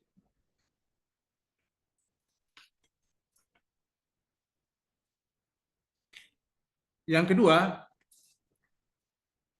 ini saya kutip dari pandangan Malik Fajar ya. Jadi Prof. Almarhum Malik Fajar itu dia katakan begini, kalau kita berbicara tentang gerak ya, tentang gerak sebuah pendidikan, pengembangan apa lagi namanya, gerak pengembangan sebuah lembaga pendidikan, maka menurut Malik Fajar itu dia membagi kepada 4 kategori. Yang pertama growth-nya, pertumbuhannya, ya. Aspek yang pertama pertumbuhan atau growth. Yang kedua change, perubahan. Yang ketiga development atau pembaharuan. Dan yang ketiga adalah sustainable-nya. Jadi keberlanjutannya gitu. Jadi eksistensi daripada sebuah lembaga pendidikan apapun namanya, madrasah, kemudian pesantren atau sekolah umum atau lembaga pendidikan, maka 4 aspek ini penting gitu. Ya, pertumbuhannya, perubahannya, pembaharuannya dan keberlanjutannya gitu. Iya kan? Kenapa pertumbuhan itu penting? Karena memang kita melihat bahwa ya karena Indonesia itu adalah mayoritasnya Muslim, ya terbesar di dunia, maka kita melihat bahwa sekolah-sekolah atau lembaga pendidikan Islam ini sekarang kan muncul, ya secara kuantiti itu jumlahnya banyak sekali gitu, secara kuantitas, tapi secara kualitas ini sangat miris gitu. Jadi pertumbuhannya itu seperti cendawan yang muncul pada musim hujan gitu. Sayangnya kuantitinya itu tidak dibarengi dengan kualitas. Yang kedua, sebuah lembaga pendidikan itu ada unsur change-nya itu, perubahannya. Kenapa unsur perubahan ini penting? Oleh karena memang lembaga pendidikan sebagai institusi sosial dia tidak berdiri di ruang yang hampa gitu. Jadi dia diterpa oleh isu globalisasi atau faktor-faktor di luar daripada lembaga pendidikan itu juga mempengaruhi gitu. Nah, biasanya kalau lembaga pendidikan ketika dia diterpa oleh faktor-faktor eksternal, maka ada 3 pola yang dia lakukan. Pertama adalah permisif, ngikut saja. Yang kedua adalah dia defensif, dia bertahan. Dan yang ketiga dia melakukan transformasi gitu. Nah, tentu yang paling penting di situ adalah transformasi yang kita lakukan. Terus kemudian juga pembaruan. Itu penting juga gitu. Pembaruan itu apa? Intinya adalah untuk efisien, ya, efektif dan efisien. Dan yang terakhir adalah keberlanjutan. Nah, itu saya kira itu menjadi pola juga yang Ibu dan Bapak juga harus tahu. Itu sudah yang kedua. Yang ketiga, ada hal yang menarik ya, bagi saya sangat menarik ya. Oke, Ibu dan Bapak, ini direkam ya. Saya mohon direkam Ibu dan Bapak ya. Ini juga untuk evaluasi bagi kami dosen juga gitu. Nah, yang ketiga Ibu dan Bapak sekalian, saya mungkin tidak memberikan way out ya. Karena Ibu dan Bapak lebih tahu lah. Saya sudah sampaikan mendeklar dari awal bahwa minat saya itu di sosiologi Ibu dan Bapak sekalian. Sehingga saya lebih memberikan aspek yang abstraksinya gitu. Tapi abstraksi ini penting Ibu dan Bapak sekalian untuk kita meneropong dari apa istilahnya itu, helikopter view gitu kan, melihat dari atas untuk kemudian kita mempertemukan titik-titik pandangan-pandangan dan ide-ide gagasan itu. Karena kan dalam filsafat itu menyebutkan bahwa kalau pikiran dan gagasan itu diabstraksikan, ditarik ke atas, maka dia akan melihat titik-titik pertemuan itu jauh lebih jelas gitu. Tapi kalau ide dan gagasan kita itu terlalu membumi, maka banyak penghalang-penghalang atau sekat-sekatnya gitu. Nah, tadi kan pikiran, ide, gagasan kan banyak sekali masuk kepada masalah teknis, masalah personal dan lain sebagainya. Nah, saya ingin menarik dari aspek abstraksinya sehingga Ibu dan Bapak bisa melihat, oh ini payungnya di sini, ini payungnya di sini, ini payungnya di sini. Oke, sekarang saya ingin masuk kepada ada satu problem yang menjadi citra dari madrasah sesungguhnya. Ini Ibu dan Bapak sekalian, saya punya sebuah buku ya. Mana buku? Itu judulnya Dari Santri untuk Dunia. Itu buku bagus sekali Ibu dan Bapak sekalian, Dari Santri untuk Dunia. Itu ditulis oleh para pakar, para pemikir, para intelektual, baik di UIN ataupun tersebar di beberapa perguruan tinggi Islam lainnya. Mereka sebenarnya background-nya adalah santri gitu. santri yang kemudian mereka mengecap pendidikan di Eropa, di luar negeri, dan mereka melakukan refleksi lewat dari santri untuk dunia. Jadi semacam sebuah cerita-cerita yang menginspirasi. Nah, begini Ibu dan Bapak sekalian, kalau Prof. Komarudin Hidayat itu dia menyebutkan begini tentang citra madrasah ya. Satu, secara mainstream atau arus utama, citra madrasah itu sebenarnya dianggap memiliki mutu yang rendah gitu. Walaupun ada beberapa case yang sudah kita sebutkan tadi, ada beberapa proyek-proyek man model yang itu kemudian menjadi percontohan. Sayangnya, betul seperti tadi ada Ibu siapa tadi, itu bagus sekali tadi menyampaikan bahwa ini kok proyek-proyek seperti ini tidak mengarus utamakan ya sekolah-sekolah madrasah itu menjadi sebuah profil sekolah secara kolektivitas bermutu gitu. Tapi kok ini dipilih-pilih gitu kan? Nah itu menjadi problem pertama gitu. Mestinya sekolah-sekolah yang kita anggap sudah bermutu itu harus dijadikan arus utama. Itu harus menebar kepada sekolah-sekolah madrasah yang lain. Itu satu. Yang kedua, ada istilah bahwa madrasah itu adalah sekolah kepalang tanggung gitu. Istilah sekolah kepalang tanggung. Apa itu Ibu dan Bapak sekalian? Madrasah itu disebut sekolah kepalang tanggung. Dan saya mau dengar dulu insight dari Ibu dan Bapak. Kira-kira apa itu asosiasinya? Madrasah itu sekolah kepalang tanggung. Jadi ilmu umumnya nggak dalam, ilmu agamanya juga nggak mendalam kalau pandangan saya, Bapak. Nah, persis seperti itu. Persis seperti itu. Terima kasih Ibu Kokom sudah memberikan jawabannya. Jadi persis seperti itu. Jadi madrasah itu sekolah kepalang tanggung itu maksudnya gini. Kalau dalam penguasaan aspek agama, maka mutu siswa madrasah itu lebih rendah daripada santri di pesantren. Oke ya? Itu dari aspek penguasaan agama. Satu. Tapi dari penguasaan aspek ya penguasaan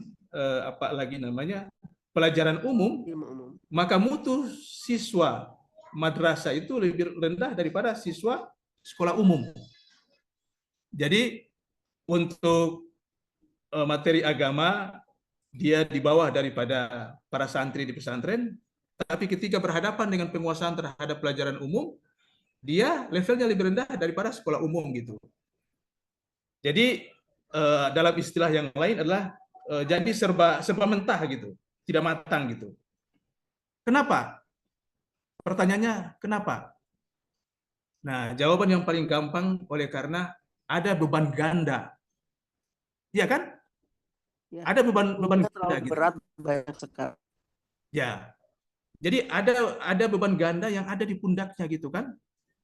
Jadi semua pelajaran-pelajaran umum yang pure ada di sekolah umum itu juga diberikan kepada di madrasah, tapi hampir semua juga kualifikasi dari pendidikan agama yang ada di pesantren itu juga diberikan gitu.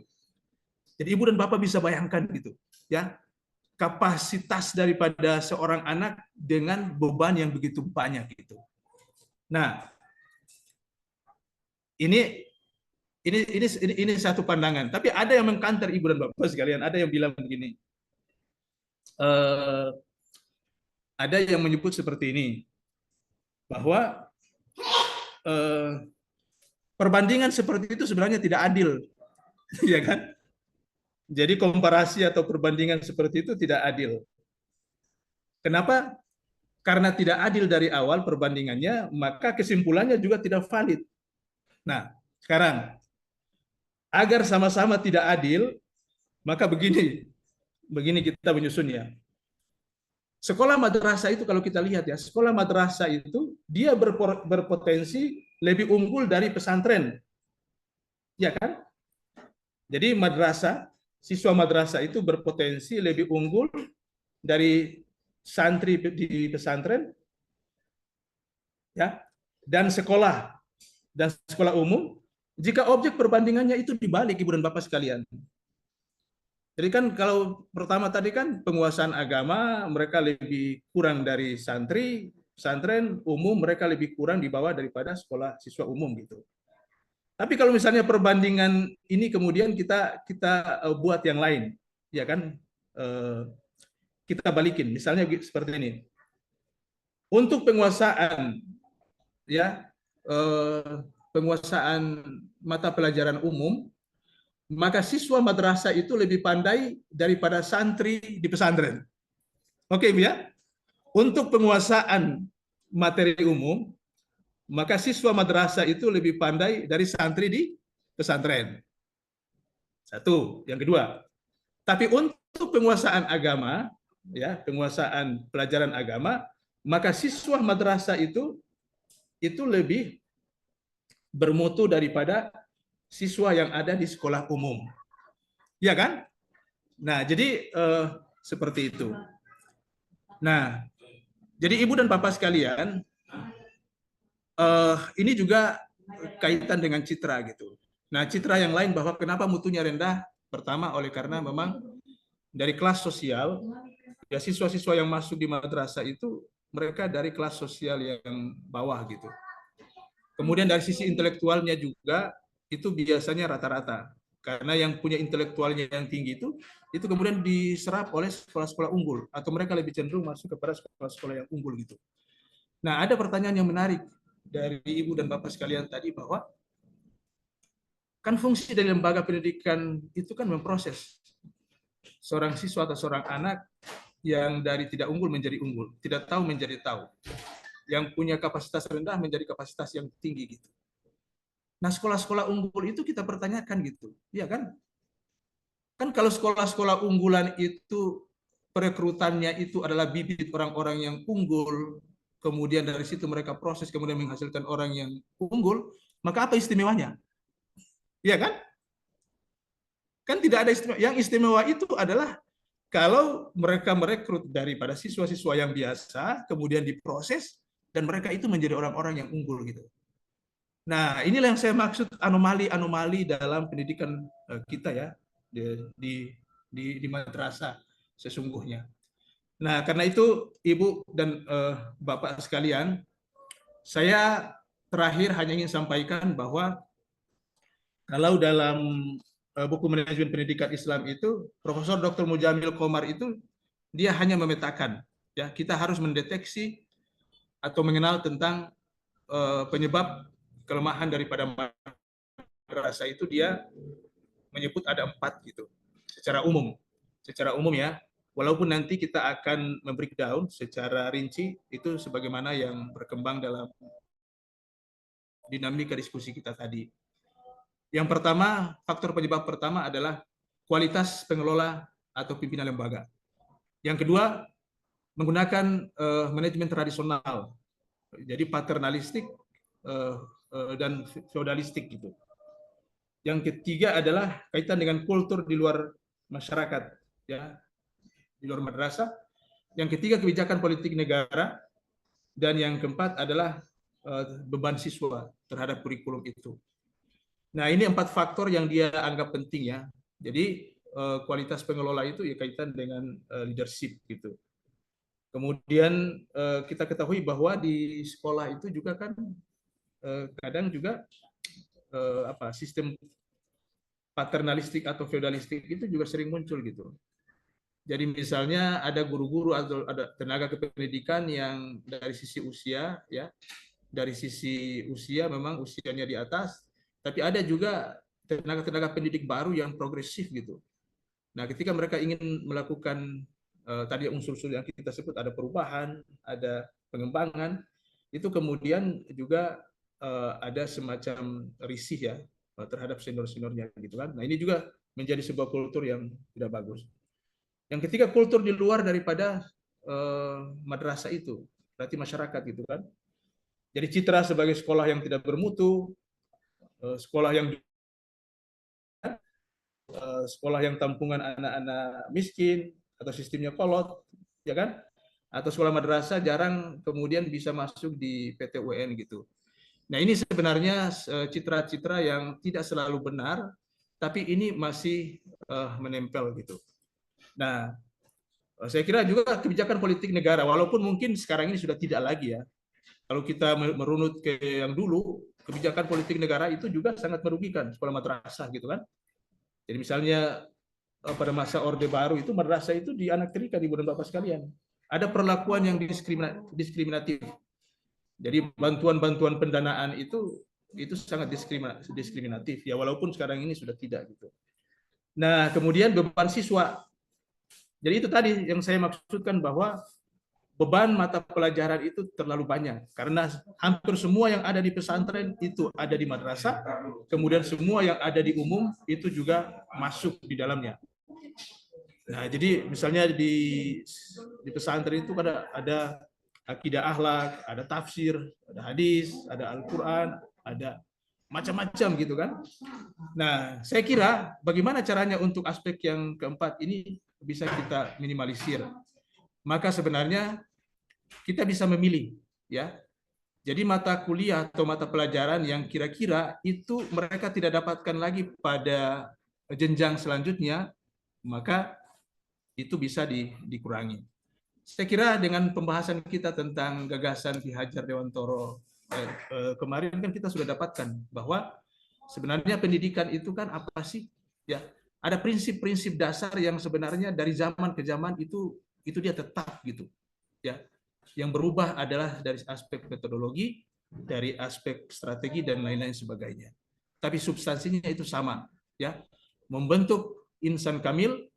Jadi gini, kalau Ki Hajar Dewantoro menyebutkan esensi dari pendidikan itu membentuk manusia yang utuh dan membentuk manusia yang pembelajar seumur hidup, maka relevansinya dalam konteks sekarang ini manusia utuh itu apa sih? Islam menyebutkan insan kamil. Tapi kalau saya menyebutkan bahwa manusia yang utuh itu adalah manusia yang sesuai dengan kodratnya, kodrat kemanusiaannya. Kodrat itu dari kata kodar, kadar, takaran, ukuran. Jadi kalau misalnya emas itu 24 karat, maka karat itu kodrat, ya, takaran, ukuran. Maka manusia itu juga, kalau kodrat manusia itu berarti manusia itu punya takaran, ya, takaran yang maksimal gitu. Jadi kalau misalnya pendidikan itu tidak membentuk manusia sesuai dengan kodratnya, maka pendidikan itu gagal. Nah, pertanyaan berikutnya, apa kodrat manusia? Itu yang kemarin kita sudah bahas, bahwa kodrat manusia pertama adalah pendidikan itu membentuk individu yang baik sekaligus kolektivitas yang baik, keseimbangan antara individu dan kolektivitas. Karena individu yang baik ketika dia berada pada ekosistem yang buruk, maka individu yang baik itu bisa jadi buruk. Dan itu kita sudah banyak contohnya. Orang Barat yang disiplin, ya kan, ketika mereka berada di negaranya, tapi ketika datang ke Indonesia kemudian barbar seperti itu. Sebaliknya orang Indonesia yang barbar di Indonesia, tapi kalau ke Singapura, oleh karena ekosistemnya bagus, dia berubah menjadi bagus gitu. Jadi intinya itu keseimbangan. Yang kedua adalah keseimbangan antara apa lagi namanya? Jadi individu, kemudian kolektivitas, keseimbangan dari aspek batinnya, aspek rasanya, aspek karsanya, aspek olahraganya, dan juga dari aspek olah pikirnya. Nah, itu kalau kita kembangkan. Kemudian yang terakhir dari aspek partikulernya dan universalnya. Itu yang disebutkan manusia paripurna. Aspek partikuler itu artinya gini, karena kita sudah menyebutkan bahwa Islam kan menyebutkan bahwa manusia seutuhnya itu, kata manusia itu dalam Al-Quran kan bashar ya. Bashar itu manusia dalam arti fisik. Ya, makan, minum, menikah. Kalau dari aspek fisik, maka partikuler yang dimaksudkan itu adalah manusia yang menjadi apa lagi namanya, objek pembelajar atau pelaku pendidikan itu secara fisik dia melekat ya pada tanah atau tempat di mana dia berada. Nah, karena itu relevansinya adalah bahwa pendidikan Islam di Indonesia itu tidak boleh dia tercerabut dari akar keindonesiaannya. Kenapa? Karena secara fisik partikuleri kita ini menempel di bumi Indonesia. Tapi pada saat yang sama, sebagai manusia, kita juga tidak boleh kehilangan unsur universalnya. Jadi unsur-unsur universal yang ada di luar, itu juga harus kita mengadopsi, seperti itu. Oke, Ibu dan Bapak, saya kira demikian. Tidak tuntas, mungkin juga comot sana-sini, tapi saya sering ingin sampaikan bahwa kadang memang kita tidak memberikan solusi gitu. Ibu dan Bapak lebih pintar ya, calon-calon manajer pendidikan, tapi selalu kita ingin memberi pembobotan, pengayaan ya. Mudah-mudahan ini bisa memberi insight kepada Ibu dan Bapak sekalian.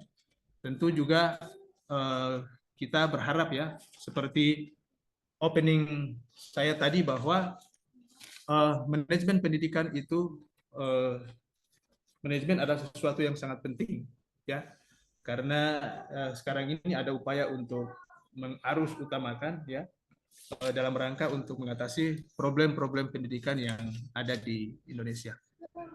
Saya kira demikian. Terima kasih Ibu dan Bapak sekalian ya. Insya Allah kita masih satu kali lagi pertemuan. Mudah-mudahan di pertemuan yang terakhir itu